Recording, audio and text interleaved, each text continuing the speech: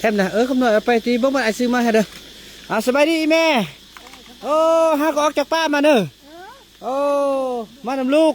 นี่แล้วก็อีรถนี่ทมฮอตบ้านฮอตเมืองแล้วเด้ย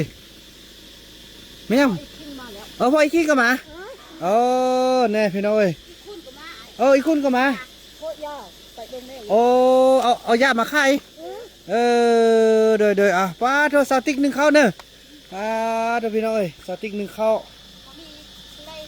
บุมีสไลด์ล้างเนี่ยพี่น้องจังซีแหละอันนี้พี่น้องพอต้องเลือกว่ามามันจะคน1 2 3 4 5พอคิง6คูณ7เมทัล8เมทัลมีเด้อน้องเข้าน้ำไอ้เฟื่องเนี่ยนี่มาแล้วเพิ่นสิเข้าน้ำไอ้อันอุ้มลูกแล้วสันเพิ่นว่าเป็นเสด็จเบื้องล้านในแม่ในล้านเสด็จบุอยากเบิ้งพวกมันให้เนอะพวกมันบุให้เขาทาขี้กัน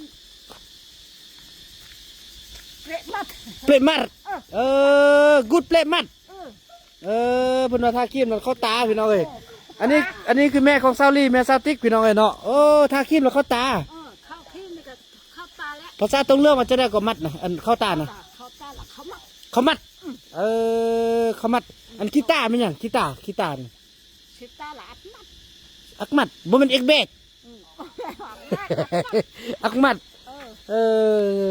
ตัวพี่น้องเอ้ยจะได้ลูกเธอน่าฮักเลยลูกเอ้ยเฮ้ยอันนี้นะเขาน่ะ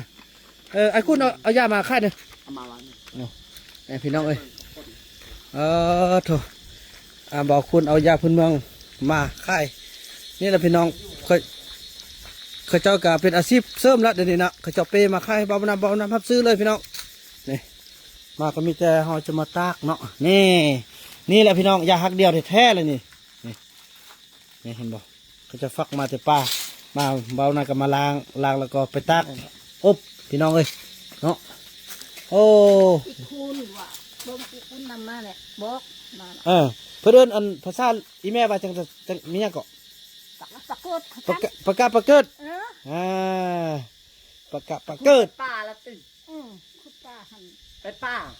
ไปป่าละเบิ้งฟันเอาลักเอามาคิดอันนี้เพื่อนเอามาไอ้คุณไอ้คุณมาแล้วเราไปแล้วบอกไปช่วยเราเนอะไอ้คุณไอ้นุ่นมาไอ้นุ่น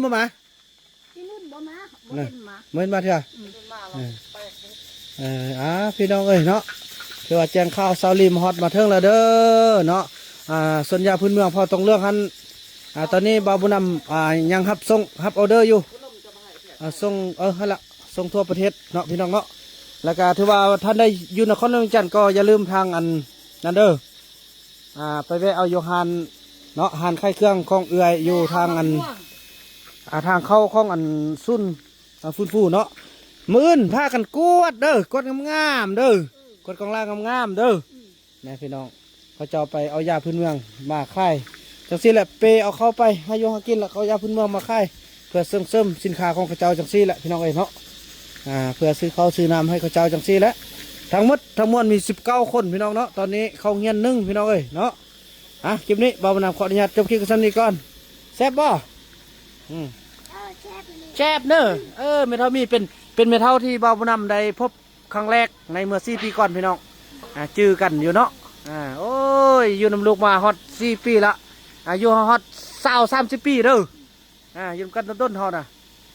อันนี้ก็เป็นคนที่บ่าวบุญนำได้กำเนิดออกจากมือเลยพี่น้องเอ้ยนี่ตัดใช้อะไรกับมือนี่ออกมาจากอักเกะตัวนี้ อันนั้นแหละพี่น้องเอ้ยเนาะคลิปนี้บ่าวบุญนำขออนุญาตกล่าวคำว่าสบายดี